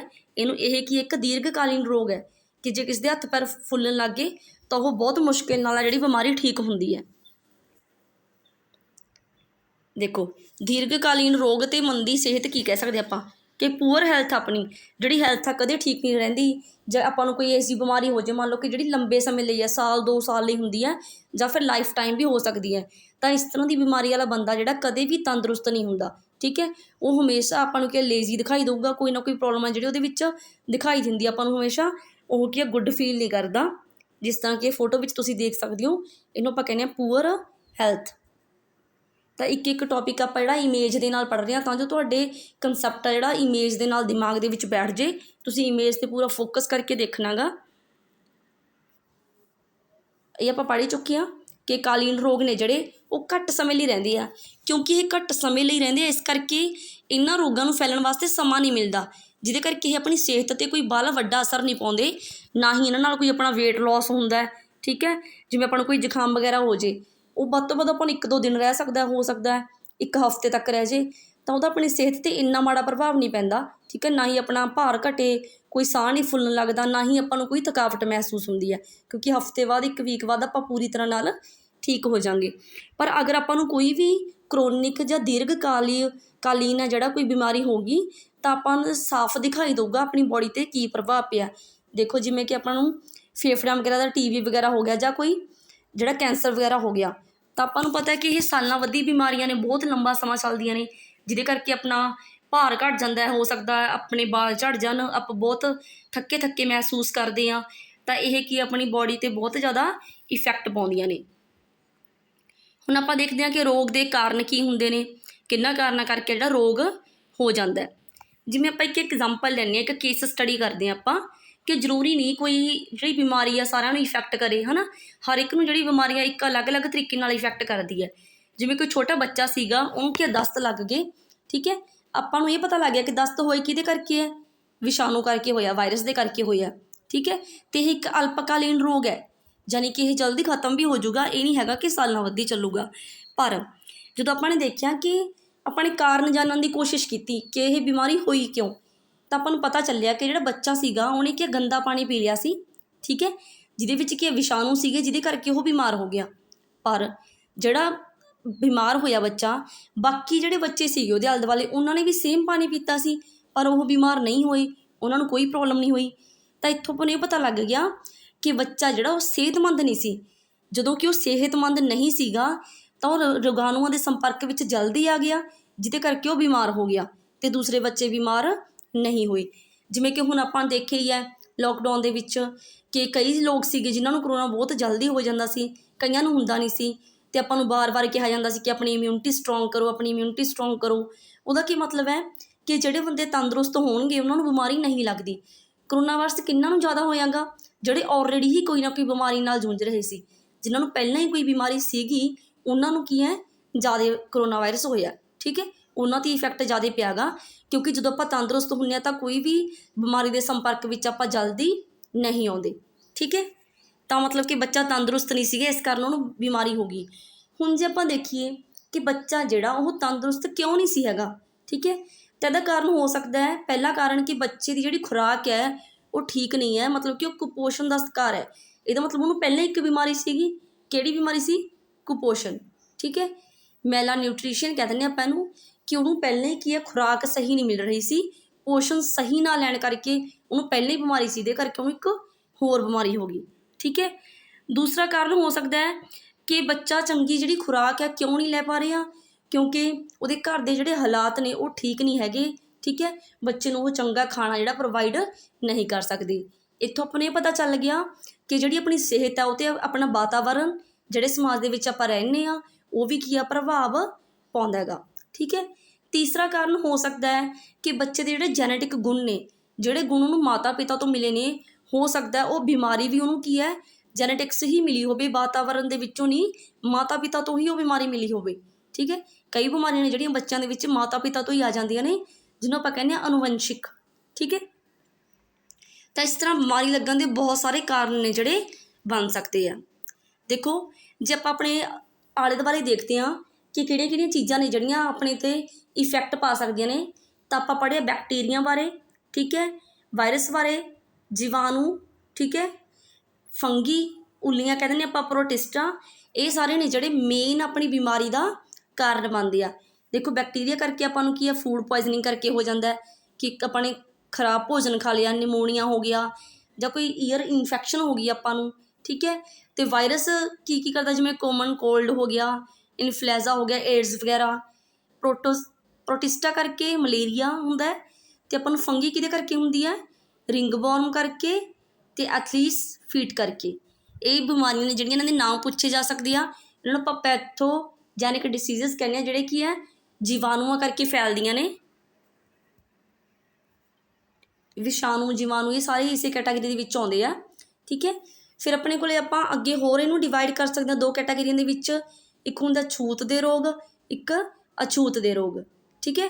ਰੋਗਾਂ ਦੇ ਦੋ ਅਲੱਗ-ਅਲੱਗ ਵਰਗ ਹੋ ਗਏ, ਛੂਤ ਦੇ ਰੋਗ ਅਤੇ ਅਛੂਤ ਦੇ ਰੋਗ। ਹੁਣ ਰੋਗਾਂ ਦੇ ਵਰਗ ਦੇ ਵਿੱਚ ਜਿਹੜੇ ਛੂਤ ਦੇ ਰੋਗ ਨੇ ਉਹ ਕਿਹਦੇ ਕਰਕੇ ਹੁੰਦੇ ਨੇ? ਸੂਖਮ ਜੀਵਾਂ ਦੇ ਕਰਕੇ ਹੁੰਦੇ ਨੇ, ਠੀਕ ਹੈ। ਕਿ ਰੋਗ ਜਿਨ੍ਹਾਂ ਦੇ ਤਤਕਾਲੀਨ ਕਾਰਨ ਸੂਖਮ ਜੀਵ ਹੁੰਦੇ ਨੇ, ਉਹਨਾਂ ਨੂੰ ਆਪਾਂ ਕੀ ਕਹਿੰਦੇ ਹਾਂ? ਕਿਊਮਨੀਕੇਬਲ ਜਿਹੜੀਆਂ ਇੱਕ ਜਣੇ ਤੋਂ ਦੂਸਰੇ ਜਣੇ ਨੂੰ ਵੀ ਫੈਲ ਸਕਦੀਆਂ ਨੇ। ਅਗਰ ਇੱਕ ਨੂੰ ਕੋਈ ਬਿਮਾਰੀ ਹੋ ਗਈ ਤਾਂ ਦੂਸਰੇ ਨੂੰ ਵੀ ਉਹ ਬਿਮਾਰੀ ਹੋ ਸਕਦੀ ਹੈ। ਜਿਵੇਂ ਕਰੋਨਾ ਵਾਇਰਸ ਸੀਗਾ, ਇੱਕ ਨੂੰ ਹੋ ਗਿਆ ਤਾਂ ਬਾਕੀ ਸਾਰਿਆਂ ਨੂੰ ਵੀ ਜਿਹੜੇ ਉਹਦੇ ਸੰਪਰਕ ਦੇ ਵਿੱਚ ਆਉਣਗੇ ਹੋ ਜੂ। ਇਸ ਕਰਕੇ ਇਹਨੂੰ ਆਪਾਂ ਕੀ ਕਹਾਂਗੇ ਵੀ ਇਹ ਛੂਤ ਦਾ ਰੋਗ ਹੈ, ਠੀਕ ਹੈ ਜੀ। ਦੇਖੋ ਇਸ ਦਾ ਕਾਰਨ ਹੈ ਕਿ ਸੂਖਮ ਜੀਵ ਸਮੁਦਾਇ ਵਿੱਚ ਫੈਲ ਸਕਦੇ ਨੇ, ਜਿਵੇਂ ਕਿ ਵਾਇਰਸ ਹੋ ਗਿਆ, ਬੈਕਟੀਰੀਆ ਹੋ ਗਿਆ, ਠੀਕ ਹੈ, ਵਿਸ਼ਾਣੂ, ਜੀਵਾਣੂ ਕਹਿੰਦੇ ਹਾਂ ਜਿਹਨੂੰ ਆਪਾਂ, ਉਹ ਕੀ ਹੈ ਬਿਮਾਰੀਆਂ ਨੂੰ ਫੈਲਾ ਸਕਦੇ ਆ ਇੱਕ ਜਣੇ ਤੋਂ ਦੂਸਰੇ ਜਣੇ ਤੱਕ। ਇਸੇ ਕਰਕੇ ਇਹਨੂੰ ਆਪਾਂ ਛੂਤ ਦੇ ਰੋਗ ਕਹਿੰਦੇ ਹਾਂ। ਦੇਖੋ ਇਹ ਕਿਵੇਂ ਫੈਲ ਸਕਦੇ ਆ, ਕਿਹੜੇ ਕਾਰਨ ਨੇ ਜਿਨ੍ਹਾਂ ਕਰਕੇ ਫੈਲ ਸਕਦੇ ਆ? ਕਿ ਆਪਾਂ ਦੇਖੋ ਛਿੱਕ ਵਗੈਰਾ ਮਾਰਦੇ ਹਾਂ, ਖਾਂਸੀ ਕਰਦੇ ਹਾਂ, ਜਿਹਦੇ ਕਰਕੇ ਦੂਸਰਿਆਂ ਤੱਕ ਚਲੇ ਜਾਂਦੇ ਨੇ ਵਾਇਰਸ, ਠੀਕ ਹੈ। ਆਪਾਂ ਕੀ ਹੈ ਫਿਜ਼ੀਕਲੀ ਸੰਪਰਕ ਦੇ ਵਿੱਚ ਆਉਣੇ ਆ ਕਿਸੇ ਨਾਲ, ਜਾਂ ਕੀ ਆ ਕੋਈ ਮੱਖੀ ਮੱਛਰ ਕਰਕੇ ਆਪਾਂ ਨੂੰ ਫੈਲ ਗਿਆ। ਹੱਥ ਦੇ ਉੱਪਰ ਆਪਣਾ ਐਨਵਾਇਰਨਮੈਂਟ ਸਹੀ ਨਹੀਂ ਹੈਗਾ, ਜਾਂ ਆਪਾਂ ਕਿਸੇ ਨੂੰ ਟੱਚ ਕਰਦੇ ਹਾਂ, ਕਿਸੇ ਦੇ ਸੰਪਰਕ ਦੇ ਵਿੱਚ ਆਉਣੇ ਆ, ਕਿਸੇ ਦੀ ਯੂਜ਼ ਕੀਤੀ ਹੋਈ ਚੀਜ਼ ਨੂੰ ਯੂਜ਼ ਕਰਦੇ ਹਾਂ, ਠੀਕ ਹੈ, ਇਕੱਠੇ ਖਾਣਾ ਖਾਂਦੇ ਹਾਂ, ਤਾਂ ਇੱਕ ਕੁਛ ਬਿਮਾਰੀਆਂ ਇਹੋ ਜਿਹੀਆਂ ਨੇ ਜਿਹੜੀਆਂ ਇਹ ਕਾਰਨਾਂ ਕਰਕੇ ਫੈਲ ਸਕਦੀਆਂ ਨੇ। ਠੀਕ ਹੈ, ਇਹਨੂੰ ਆਪਾਂ ਕਮਿਊਨੀਕੇਬਲ ਡਿਸੀਜ਼ਸ ਕਹਿੰਦੇ ਹਾਂ। ਨੈਕਸਟ ਆਪਣੇ ਕੋਲ ਹੈਗੇ ਨੇ ਨੋਨ ਕਮਿਊਨੀਕੇਬਲ, ਕਿ ਕਈ ਰੋਗ ਇਹੋ ਜਿਹੇ ਹੁੰਦੇ ਨੇ ਜਿਹੜੇ ਛੂਤ ਦੇ ਨਹੀਂ ਹੁੰਦੇ, ਮਤਲਬ ਕਿ ਸੂਖਮ ਜੀਵਾਂ ਕਰਕੇ ਨਹੀਂ ਫੈਲਦੇ, ਇੱਕ ਜਣੇ ਤੋਂ ਦੂਸਰੇ ਜਣੇ ਤੱਕ ਨਹੀਂ ਫੈਲ ਸਕਦੇ। ਉਹ ਸਿਰਫ ਉਦੋਂ ਹੀ ਹੋਣਗੇ ਜਦੋਂ ਕੋਈ ਸੂਖਮ ਜੀਵ ਆਪਣੇ ਅੰਦਰ ਜਾਊਗਾ। ਠੀਕ ਹੈ, ਇਹਨਾਂ ਨੂੰ ਆਪਾਂ ਕਹਿੰਦੇ ਨੋਨ ਕਮਿਊਨੀਕੇਬਲ ਡਿਸੀਜ਼ਸ, ਮਤਲਬ ਕਿ ਅਛੂਤ ਦੇ ਰੋਗ ਜਿਹੜੇ ਇੱਕ ਦੂਸਰੇ ਤੋਂ ਨਹੀਂ ਫੈਲਦੇ। ਇਹ ਕੀ ਜੇ ਆਪਣੇ ਅੰਦਰ ਹੋਣਗੇ ਤਾਂ ਹੀ ਆਪਾਂ ਨੂੰ ਫੈਲਣਗੇ। ਜਿਸ ਤਰ੍ਹਾਂ ਕਿ ਇਹ ਆਪਣੇ ਪੇਰੈਂਟਸ ਤੋਂ ਆਪਾਂ ਨੂੰ ਫੈਲ ਸਕਦੇ ਆ, ਹੋ ਸਕਦਾ ਜੈਨੇਟਿਕ ਹੀ ਆਪਣੇ ਵਿੱਚ ਆ ਗਏ। ਠੀਕ ਹੈ, ਜਿਵੇਂ ਕਿ ਕੈਂਸਰ ਹੋ ਗਿਆ, ਲੰਗਸ ਡਿਸੀਜ਼ ਹੋ ਗਿਆ। ਠੀਕ ਹੈ, ਕੋਈ ਹਾਰਟ ਦੀ ਕੋਈ ਡਿਸੀਜ਼ ਹੋ ਗਈ, ਡਾਇਬਟੀਜ਼ ਹੋ ਗਈ, ਸ਼ੂਗਰ ਵਗੈਰਾ ਹੋ ਗਿਆ। ਇਹ ਸਾਰੀਆਂ ਚੀਜ਼ਾਂ ਨੇ ਜਿਹੜੀਆਂ ਇਹ ਫੈਲ ਜਾਂਦੀਆਂ ਨੇ, ਆਪਾਂ ਨੂੰ ਪੇਰੈਂਟਸ ਤੋਂ ਆ ਸਕਦੀਆਂ ਨੇ ਜਾਂ ਕਿ ਆਪਣੇ ਵਿੱਚ ਹੀ ਸੀਗੀਆਂ, ਆਪਣੇ ਜੀਨਸ ਦੇ ਵਿੱਚ ਹੀ ਸੀਗੀਆਂ। ਠੀਕ ਹੈ, ਇਹਨਾਂ ਦਾ ਮੇਨ ਕਾਰਨ ਕੀ ਹੁੰਦਾ ਕਿ ਆਪਾਂ ਕੋਈ ਤੰਬਾਕੂ ਵਗੈਰਾ ਯੂਜ਼ ਕਰ ਰਹੇ ਹਾਂ, ਅਨਹੈਲਦੀ ਡਾਈਟ ਲੈ ਰਹੇ ਹਾਂ, ਐਲਕੋਹਲ ਦਾ ਅਬਿਊਜ਼ ਕਰ ਰਹੇ ਹਾਂ, ਬਹੁਤ ਸਾਰਾ ਐਲਕੋਹਲ ਯੂਜ਼ ਕਰ ਰਹੇ ਹਾਂ। ਆਪਣੇ ਪੇਰੈਂਟਸ ਬਹੁਤ ਸਾਰਾ ਐਲਕੋਹਲ ਜਾਂ ਤੰਬਾਕੂ ਯੂਜ਼ ਕਰਦੇ ਹੈ, ਜਾਂ ਫਿਜ਼ੀਕਲੀ ਇਨਐਕਟਿਵ ਨੇ, ਉਹ ਆਪਣੇ ਪੇਰੈਂਟਸ ਫਿਜ਼ੀਕਲੀ ਇਨਐਕਟਿਵ ਆ ਤਾਂ ਦੈਨ ਆਪਾਂ ਵੀ ਫਿਜ਼ੀਕਲੀ ਇਨਐਕਟਿਵ ਹੋ ਸਕਦੇ ਹਾਂ। ਠੀਕ ਹੈ, ਜਿਵੇਂ ਕਿ ਅਗਰ ਕੋਈ ਲੇਡੀ ਆ, ਕੋਈ ਉਹ ਪ੍ਰੈਗਨੈਂਟ ਹੈ, ਅਗਰ ਉਹਨੂੰ ਕੋਈ ਵੀ ਬਿਮਾਰੀ ਹੈ ਤਾਂ ਉਹਦੇ ਬੱਚੇ ਨੂੰ ਜਿਹੜੀ ਬਿਮਾਰੀ ਹੋ ਸਕਦੀ ਹੈ। ਅਗਰ ਉਹ ਪ੍ਰੈਗਨੈਂਸੀ ਦੇ ਦੌਰਾਨ ਕੋਈ ਵੀ ਡਰੱਗ ਵਗੈਰਾ ਲੈਂਦੀ ਹੈ, ਕੋਈ ਐਲਕੋਹਲ ਲੈਂਦੀ ਹੈ, ਤੰਬਾਕੂ ਵਗੈਰਾ ਕੁਛ ਇਹੋ ਜਿਹੀਆਂ ਚੀਜ਼ਾਂ ਲੈਂਦੀ ਹੈ, ਤਾਂ ਉਹਦੇ ਬੱਚੇ ਦੇ ਵਿੱਚ ਕੋਈ ਵੀ ਜਿਹੜੀ ਪ੍ਰੋਬਲਮ ਹੈ ਆ ਸਕਦੀ ਹੈ। ਠੀਕ ਹੈ, ਇਹ ਤੁਸੀਂ ਸਾਈਕੋਲੋਜੀ ਦੇ ਵਿੱਚ ਪੜ੍ਹਿਆ ਹੋਇਆ ਕਿ ਕਿਸ ਤਰ੍ਹਾਂ ਨਾਲ ਬੱਚੇ 'ਤੇ ਜਿਹੜਾ ਇਫੈਕਟ ਆ ਹੋ ਸਕਦਾ ਹੈ। ਦੇਖੋ, ਕੈਂਸਰ ਦੇ ਜਿਹੜੇ ਗੁਣ ਅਨੁਵੰਸ਼ਿਕ ਹੁੰਦੇ ਨੇ, ਲਹੂ ਦਾ ਉੱਚ ਦਬਾਅ, ਕੰਮ ਦੇ ਜ਼ਿਆਦਾ ਬੋਝ ਦੇ ਕਾਰਨ ਕਈ ਚੀਜ਼ਾਂ ਆਪਣੇ ਆਪ ਖੁਦ ਪੈਦਾ ਹੋ ਜਾਂਦੀਆਂ ਨੇ, ਜਿਵੇਂ ਕਿ ਆਪਣਾ BP ਵਧਣਾ ਘਟਣਾ, ਜਿਹੜਾ ਕਿ ਆਪਣੇ ਕੰਮ 'ਤੇ ਨਿਰਭਰ ਕਰਦਾ। ਇਸ ਕਰਕੇ ਇਹਨਾਂ ਨੂੰ ਕਹਿੰਦੇ ਆਪਾਂ ਅਛੂਤ ਦੇ ਰੋਗ, ਜਿਹੜੇ ਖੁਦ ਵੀ ਹੋ ਸਕਦੇ ਆ। ਇਹਨਾਂ ਨੂੰ ਫੈਲਣ ਦੇ ਲਈ ਕਿਸੇ ਵਾਇਰਸ ਦੀ ਜ਼ਰੂਰਤ ਨਹੀਂ, ਜਾਂ ਦੂਸਰੇ ਤੋਂ ਨਹੀਂ ਫੈਲਦਾ ਇਹ ਆਪਾਂ ਨੂੰ। ਦੇਖੋ, ਛੂਤ ਦੇ ਰੋਗ ਦੇ ਏਜੰਟ ਕਿਹੜੇ ਹੁੰਦੇ ਨੇ, ਕੀ ਕਾਰਕ ਹੁੰਦੇ ਨੇਗੇ, ਆਪਾਂ ਹੁਣੀ ਵਰਗੀਕਰਨ ਕਰਕੇ ਆਏ ਹਾਂ ਕਿ ਇੱਕ ਆਪਾਂ ਨੇ ਵਰਗ ਬਣਾ ਲਿਆ ਜਿਹੜੇ ਵਿੱਚ ਸਾਰੇ ਸੰਜੀਵ ਰੱਖ ਲਏ ਆਪਾਂ ਨੇ, ਜਿਹੜੀਆਂ ਬਿਮਾਰੀਆਂ ਫੈਲਾ ਸਕਦੇ ਹੈ, ਜਿਵੇਂ ਵਿਸ਼ਾਣੂ ਹੋ ਗਿਆ, ਜੀਵਾਣੂ, ਉੱਲੀਆਂ ਹੋ ਗਿਆ, ਜਾਂ ਇੱਕ ਸੈੱਲ ਵਾਲੇ ਪ੍ਰੋਟੋਜ਼ਾ ਹੋ ਗਏ। ਠੀਕ ਹੈ, ਅਰਥਵਰਮ ਵਗੈਰਾ ਹੋ ਗਏ, ਜਾਂ ਕ੍ਰਿਮਜ਼ ਹੋ ਗਏ, ਵਰਮਸ ਵਗੈਰਾ ਹੋ ਗਏ, ਕ੍ਰਿਮ। ਇਹ ਸਾਰੇ ਕੀ ਆ, ਬਿਮਾਰੀਆਂ ਆਪਾਂ ਨੂੰ ਫੈਲਾ ਸਕਦੇ ਆ। ਇਹਨਾਂ ਦੇ ਫੈਲਾਉਣ ਦੇ ਜਿਹੜੇ ਢੰਗ ਨੇ, ਬਿਮਾਰੀਆਂ ਅਲੱਗ ਅਲੱਗ ਨੇ। ਕਈ ਹਵਾ ਨਾਲ ਫੈਲਾਉਂਦੇ ਆ, ਕਈ ਪਾਣੀ ਨਾਲ, ਭੋਜਨ ਨਾਲ, ਜਾਂ ਕੀ ਆ ਟੱਚ ਕਰਨ ਦੇ ਨਾਲ ਜਿਹੜੀਆਂ ਬਿਮਾਰੀਆਂ ਨੇ ਫੈਲਦੀਆਂ ਨੇ। ਤੁਸੀਂ ਇਹਨਾਂ ਨੂੰ ਯਾਦ ਕਰ ਸਕਦੇ ਕਿ ਵਾਇਰਸ ਕਿਸ ਤਰ੍ਹਾਂ ਦੇ ਹੁੰਦੇ ਆ। ਦੇਖੋ, ਵਾਇਰਸ ਆ ਜਿਹੜਾ ਇਸ ਤਰ੍ਹਾਂ ਦੀ ਸ਼ੇਪ ਦਾ ਹੁੰਦਾ ਗਾ, ਇਹ ਬੈਕਟੀਰੀਆ ਹੁੰਦਾ ਹੈ, ਪ੍ਰੋਟਿਸਟਾ ਹੁੰਦਾ, ਅਤੇ ਇਹ ਫੰਗੀ ਹੁੰਦੀ ਹੈ। ਇਹ ਚਾਰੇ ਹੀ ਮੇਨ ਕਾਰਨ ਨੇ ਜਿਨ੍ਹਾਂ ਤੋਂ ਆਪਾਂ ਨੂੰ ਜਿਹੜੀ ਬਿਮਾਰੀ ਆ ਫੈਲ ਸਕਦੀ ਹੈ। ਵਾਇਰਸ ਅਤੇ ਫੰਗੀ ਆ ਜਿਹੜੀ ਟੱਚ ਦੇ ਨਾਲ ਫੈਲ ਸਕਦੀ ਹੈ। ਬੈਕਟੀਰੀਆ ਪਾਣੀ ਦੇ ਨਾਲ ਫੈਲ ਸਕਦਾ, ਪਾਣੀ ਆਪਾਂ ਖਰਾਬ ਪਾਣੀ ਪੀਂਦੇ ਹਾਂ। ਠੀਕ ਹੈ, ਵਾਇਰਸ ਵੀ ਹੋ ਜਾਂਦਾ ਉਹਦੇ ਨਾਲ। ਇਸ ਤਰ੍ਹਾਂ ਜਿਹੜੀਆਂ ਬਿਮਾਰੀਆਂ ਨੇ ਉਹਨਾਂ ਦੇ ਫੈਲਣ ਦਾ ਅਲੱਗ ਅਲੱਗ ਢੰਗ ਆ, ਅਲੱਗ ਅਲੱਗ ਵੇ ਆ। ਦੇਖੋ, ਆਪਾਂ ਨੂੰ ਕੁਐਸਚਨ ਇਸ ਤਰ੍ਹਾਂ ਆ ਸਕਦਾ ਕਿ ਇਹ ਜਿਹੜੀ ਕੋਈ ਬਿਮਾਰੀ ਦਾ ਨਾਮ ਦੇ ਕੇ ਆਪਾਂ ਨੂੰ ਪੁੱਛ ਲੈਣਗੇ ਕਿ ਇਹ ਕਿਸ ਨਾਲ ਹੁੰਦੀ ਹੈ। ਵਿਸ਼ਾਣੂ ਨਾਲ ਹੁੰਦੀ ਹੈ, ਜੀਵਾਣੂ ਨਾਲ ਹੁੰਦੀ ਹੈ। ਠੀਕ ਹੈ, ਜਾਂ ਫਿਰ ਕੀ ਹੈ, ਉੱਲੀਆਂ ਦੇ ਨਾਲ ਹੋ ਰਹੀ ਹੈ, ਆਪਾਂ ਨੂੰ ਪ੍ਰੋਟਿਸਟਾ ਦੇ ਨਾਲ ਹੋ ਰਹੀ ਹੈ। ਇਹ ਸਾਰੇ ਜਿਹੜੇ ਕਾਰਨ ਨੇ ਪੁੱਛੇ ਜਾ ਸਕਦੇ ਆ। ਵਿਸ਼ਾਣੂ ਦੁਆਰਾ ਹੋਣ ਵਾਲੀਆਂ ਆਮ ਬਿਮਾਰੀਆਂ ਕਿਹੜੀਆਂ ਨੇ, ਜਿਵੇਂ ਖਾਂਸੀ ਹੋ ਗਈ, ਜ਼ੁਕਾਮ, ਇਨਫਲੂਐਂਜ਼ਾ, ਡੇਂਗੂ, ਬੁਖਾਰ, ਏਡਸ। ਇਹ ਸਾਰੀਆਂ ਕਿਹਦੇ ਕਰਕੇ ਹੁੰਦੀਆਂ ਨੇ, ਵਾਇਰਸ ਦੇ ਕਰਕੇ ਹੁੰਦੀਆਂ ਨੇ। ਤੁਸੀਂ ਨੋਟ ਕਰ ਲੈਣਾ ਕਿ ਇਹ ਸਾਰੀਆਂ ਬਿਮਾਰੀਆਂ ਕਿਹਦੇ ਕਰਕੇ ਹੁੰਦੀਆਂ ਨੇ, ਵਾਇਰਸ ਦੇ ਕਰਕੇ ਹੁੰਦੀਆਂ ਨੇ। ਹੋਰ ਬਿਮਾਰੀਆਂ ਨੇ ਕਿ ਜਿਵੇਂ ਟਾਈਫਾਇਡ ਹੋ ਗਿਆ, ਟਾਈਫਾਇਡ ਬੁਖਾਰ, ਹੈਜ਼ਾ, TB, ਐਥਰੈਕਸ। ਇਹ ਕਿਹਦੇ ਕਰਕੇ ਹੁੰਦੇ ਆਪਾਂ ਨੂੰ, ਜੀਵਾਣੂਆਂ ਕਰਕੇ, ਯਾਨੀ ਕਿ ਬੈਕਟੀਰੀਆ ਦੇ ਕਰਕੇ ਹੁੰਦੇ ਆ। ਕਈ ਆਪਾਂ ਨੂੰ ਚਮੜੀ ਦੇ ਰੋਗ ਹੋ ਜਾਂਦੇ, ਜਿਵੇਂ ਰੈਸ਼ਸ ਪੈਣਾ। ਠੀਕ ਹੈ, ਆਪਣੀ ਚਮੜੀ ਰੈੱਡ ਹੋ ਜਾਂਦੀ ਹੈ, ਲਾਲ ਹੋ ਜਾਂਦੀ ਹੈ, ਜੋ ਕਿਸੇ ਤਰ੍ਹਾਂ ਦੀ ਖਾਰਿਸ਼ ਵਗੈਰਾ ਹੋਣ ਲੱਗ ਜਾਂਦੀ ਹੈ। ਉਹ ਕਿਹਦੇ ਕਰਕੇ ਹੁੰਦਾ ਆਪਾਂ ਨੂੰ, ਉੱਲੀਆਂ ਦੇ ਕਰਕੇ ਹੁੰਦਾ। ਠੀਕ ਹੈ, ਇਹ ਕੀ ਹੁੰਦਾ ਆਪਣੇ ਕੋਲੇ, ਫੰਗੀ। ਪ੍ਰੋਟੋਜੋਆ ਜਿਵੇਂ ਜੀਵ, ਮਲੇਰੀਆ, ਕਾਲਾ ਜ਼ਾਰ, ਇਸ ਤਰ੍ਹਾਂ ਦੇ ਰੋਗ ਕਰ ਦਿੰਦੇ ਹੈ। ਠੀਕ ਹੈ, ਆਪਾਂ ਨੂੰ ਜਿਵੇਂ ਆਂਤੜੀਆਂ ਦੇ ਵਿੱਚ ਸੋਜ ਆ ਗਈ, ਜਾਂ ਆਪਾਂ ਨੂੰ ਪੈਰ ਫੁੱਲਣ ਲੱਗ ਗਏ, ਜਿਹਨੂੰ ਆਪਾਂ ਐਲੀਫੈਂਥੈਸੀਆ ਕਹਿੰਦੇ ਹਾਂ, ਪੈਰਾਂ ਦਾ ਫੁੱਲਣਾ, ਇਹ ਵੀ ਇਹਨਾਂ ਜੀਵਾਣੂਆਂ ਕਰਕੇ ਹੁੰਦਾ। ਠੀਕ ਹੈ, ਹੁਣ ਜਿਹੜੇ ਜੀਵਾਣੂ ਨੇ ਉਹਨੂੰ ਆਪਾਂ ਕਈ ਕੈਟਾਗਰੀਆਂ ਦੇ ਵਿੱਚ ਡਿਵਾਈਡ ਕੀਤਾ ਹੋਇਆ, ਕਿਸ ਕਿਸ ਤਰ੍ਹਾਂ ਦੇ ਜੀਵਾਣੂ ਆਪਾਂ ਨੂੰ ਫੈਲ ਸਕਦੇ ਆ। ਹੁਣ ਪਿਕਚਰਸ ਦੇ ਨਾਲ ਆਪਾਂ ਦੇਖਾਂਗੇ ਕਿ ਤੁਹਾਨੂੰ ਕਈ ਵਾਰੀ ਇਹ ਵੀ ਹੋ ਸਕਦਾ ਕਿ ਕੋਈ ਫੋਟੋ ਦਿਖਾ ਦੇਣ, ਪੁੱਛ ਲੈਣ ਕਿ ਇਹਦਾ ਕੀ ਨਾਮ ਹੈ। ਠੀਕ ਹੈ, ਕਿਸ ਤਰ੍ਹਾਂ ਦਾ ਹੈਗਾ, ਤਾਂ ਉਹ ਵੀ ਆਪਾਂ ਦੇਖਾਂਗੇ। ਜਿਵੇਂ ਜਿਹੜੇ ਸਾਰੇ ਵਿਸ਼ਾਣੂ ਨੇ ਪਰਪੋਸ਼ੀ ਦੇ ਸਰੀਰਕ ਸੈੱਲਾਂ ਵਿੱਚ ਰਹਿੰਦੇ ਹਨ, ਪਰ ਜੀਵਾਣੂ ਅਜਿਹਾ ਨਹੀਂ ਕਰਦੇ। ਵਿਸ਼ਾਣੂ ਨੇ ਜਿਹੜੇ ਉਹ ਸਰੀਰ ਦੇ ਅੰਦਰ ਰਹਿਣਗੇ। ਠੀਕ ਹੈ, ਵਾਇਰਸ ਸਰੀਰ ਦੇ ਅੰਦਰ ਰਹੂਗਾ ਤਾਂ ਫੈਲੂਗਾ, ਅਤੇ ਜੀਵਾਣੂ ਆ ਜਿਹੜਾ ਉਹਨੂੰ ਸਰੀਰ ਦੇ ਅੰਦਰ ਰਹਿਣ ਦੀ ਜ਼ਰੂਰਤ ਨਹੀਂ, ਉਹ ਬਾਹਰੇ ਵੀ ਫੈਲ ਸਕਦਾ। ਠੀਕ ਹੈ, ਬੋਡੀ ਦੇ ਉੱਪਰ ਵੀ ਫੈਲ ਸਕਦਾ। ਹੁਣ ਆਪਾਂ ਕੁਝ ਪਿਕਚਰਸ ਦੇ ਰਾਹੀਂ सिर्फ अपने नेम याद करने, अपन ये नहीं देखना कि की होगा की नहीं होगा। अगर तुहाडे कोले इस तरह दे आ रहे है, कोई इस तरह की फिगर कोई आ रही है तुहाडे कोले, तो इहनूं आपां की कहांगे भी ये की हैगा SARS, सार्स रोग। सार्स रोग है जिन्होंने आपां कहने रोगी कोशिका चों बाहर निकलते शैल ने जिहड़े आपां नूं दिखाए गए ने।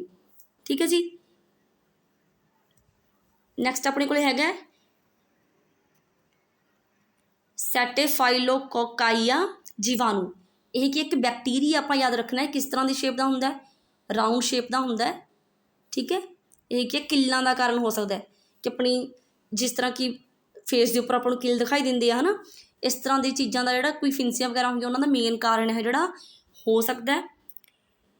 प्रोटोजोआ जिवें ट्रिपनोसोमा, ये किहदा कारण बनता भी, ये करके नींद नहीं आती, नींद ना आउण दा कारण बनता है। नैक्सट अपने कोल हैगा लाइसो लिशोनोमिया। ठीक है। ये की हैगा कालाजार रोग का कारण है मेन। की है ये प्रोटोजोआ। तुसीं सिर्फ इन्ना याद रखना है की है प्रोटोजोआ, वायरस है, बैक्टीरिया है, तो इहदे नाल किहड़ा रोग हो जाता है। ठीक है। हुण आपां नूं पता है कि चाहे वो विषाणु होण, जीवाणु होण जां उल्लियां होण, अगर अपनी वो बॉडी च फैल गई तो बहुत तेज़ गति नाल मतलब कि मल्टीप्लाई होंदे ने, वधदा रहिंदा ये रोग। ठीक है। ये अपने अंदर फैलते रहंदे हैगे। तां जिहड़े किरम हुंदे आ इन्हां दी तुलना विच उन्हां दी गति की है हौली हुंदी है। ठीक है। मतलब कि एक दूजे तो बिल्कुल उल्ट ने, एक बहुत तेज़ गति नाल फैलते आ ते एक बहुत हौली गति नाल फैलते आ। हुण अगर आपां देखीए कि अपनी बॉडी ते अटैक करता, जीवाणु ने भी अटैक करता, विषाणु ने भी अटैक करता। ठीक है। दोनों चीज़ों का प्रभाव हैगा अपनी बॉडी ते। आपां कोई दवाई लैंदे आ, जिहड़ी वो दवाई है, ठीक है, वो की करती है जैव प्रक्रियावां नूं रोकदी है। मतलब कि भी जिहड़ी बीमारी अपने अंदर फैल रही है उन्होंने खत्म नहीं करती वो दवाई, वो की करती है उन्होंने वधन तो रोक देंदी है। भी जिहड़े ये अपने अंदर अटैक किया विषाणु या जीवाणु ने, वह की है प्रभाव घटा दे। ठीक है। इस तरह एक्ट करती है। जिवें आपां कोई भी जैविक दवाई लै ली, एंटीबायोटिक्स लै ली, उदाहरण लैंदे आपां भी वो की करूगी, जिहड़े वो फैल रहा सी जीवाणु उहदे मार्ग नूं की बंद कर दूगी। ठीक है। जिस तरह कि जिहड़े जीवाणु ने वो अपने शरीर विच जाके की करदे हैगे रखिया लई शैल भित्ती दा जां सैल कवच बना लेंदे आ। ठीक है। आपां ने की कर लिया, जिस तरह पेंसिलिन दवाई लै ली, वो की करूगी इन्हां सारे जीवाणुओं नूं सैल भित्ती बनाउण तो रोक दूगी। जे सैल भित्ती नहीं बनाउणगे तो जदों आपां किसी चीज़ का अपने शैल ने जिहड़े अटैक करनगे इन्हां ते ये की है मर जाणगे। ठीक है जी। इस तरह कोई भी दवाई है जिहड़ी वो किसी भी बीमारी नूं परमानेंट खत्म नहीं करती, उन्होंने की रोक दिंदी है जां उहदी लाग नूं खत्म कर दिंदी है, पर वो विषाणुओं नूं खत्म नहीं कर सकती। ठीक है। अज दे टॉपिक दे विच आपां इन्ना ही पढ़ांगे। नैक्सट वीडियो दे विच आपां टॉपिक है जिहड़ा उहनूं कंटिन्यू करांगे। आई होप तुहानूं क्लीयरली समझ आया होगा एक एक कंसैप्ट। अगर किसी नूं भी कोई डाउट होगा तो असीं कमेंट बॉक्स दे विच अपना डाउट है जिहड़ा शेयर कर सकते हो। ठीक है। टैलीग्राम चैनल ज्वाइन करो, उत्थे तुहानूं इस जिहड़ा टॉपिक है इहदी PDF भी प्रोवाइड की जाऊगी। ठीक है। अगर वीडियो पसंद आ रही है तो वीडियो नूं वध तो वध लाइक करिया करो, शेयर करो एंड चैनल नूं वध तो वध सबसक्राइब करो। Thank you.